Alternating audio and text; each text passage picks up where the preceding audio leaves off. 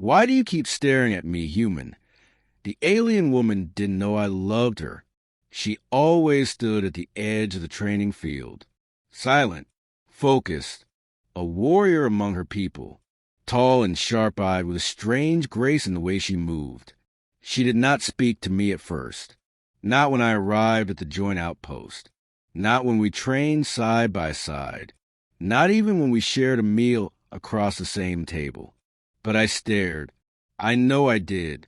I tried not to, but my eyes found her again and again, when she blocked attacks with flawless timing, when she braided her long silver hair without effort, when she laughed softly to herself while sharpening her blade. I stared because I could not help it. I had never seen someone like her, not just her appearance, but her silence, her strength, her solitude, and the way it all somehow drew me closer. Her name was Elzara, and she was Varelian, from a warrior caste known for emotionless combat. She did not speak unless necessary. She did not joke. She did not smile often. But one day, she caught me staring. Again, we were standing under the dim orange sun of her planet after sparring. She tilted her head just slightly, eyes narrowed. Why do you keep staring at me, human? The words came with no emotion, just curiosity, and I froze. I opened my mouth to make some excuse, but I stopped. Something in me decided it was time, because I had been carrying the truth too long.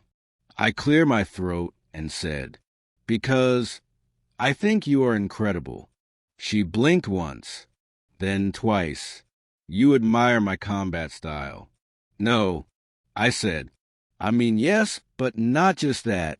You are strong and disciplined, but also quiet, thoughtful. I think you are beautiful."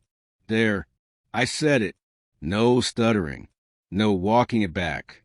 Elzara looked at me as if I had just spoken in a forgotten language. "No one," she said slowly, "no one has ever said such a thing to me." I nodded. Then, "Maybe they are blind." She was silent for a long time, and I was ready to walk away. But then she spoke again. "Do you love me, human?" She asked a question like she was asking for a report. I paused, then answered, "Yes, I think I do. I don't know what it means across species, across cultures, but when I look at you, my chest tightens, and I want to know you more, be near you, protect you even though you don't need it. That sounds like love to me." Elzara looked away toward the trees for a moment, then back at me. "My people do not understand love as you describe it. We form bonds through shared battle, through purpose, through time. Would you fight beside me? Die beside me?" I answered without hesitation. "Yes." She studied my face. For once, I think she was the one staring. Then she said, "Then perhaps I will allow this." "Allow what?" "You to stay close, to learn me, to let me learn you." She stepped closer, closer than she had ever been. I could feel the warmth of her skin even through the cool air. "You must not speak such words lightly, human. We do not forget them. We do not leave." "I won't." She raised a hand and placed it on my chest. "Then I will not either." From that day we trained together more than before. She asked questions about Earth, about me, what I feared, what I dreamed. She listened, not just with ears, but with her full attention. And I listened to her, how her people were raised, how emotions were a hidden thing, how she had watched others form bonds and never understood. Until now, until me, she told me, "I feel something. When I see you injured, I want to stop time.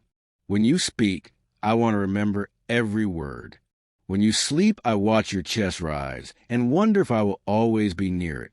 It is unfamiliar. It is not wrong. It is good." I touched her hand then, held it, and she let me. No one in her squad understood. Some whispered. Others mocked her for being too close to a human. But she did not care. Neither did I. We built a home outside the base, a small shelter where peace was louder than orders. She brought flowers that glowed softly in the dark. I brought music from my world. She listened to each song like it was a story. And one night, under the twin moons, she leaned into me and said, "I do not know how to say it in your language, but in mine, I would say, Anael Kara." I asked her what it meant. She paused. "Then, Ants, it means you are part of my breath now." I held her close, because words no longer mattered, only her presence, only the way my heart beat when I saw her, only the way she finally stared back, with eyes that saw everything, and a heart that had chosen me.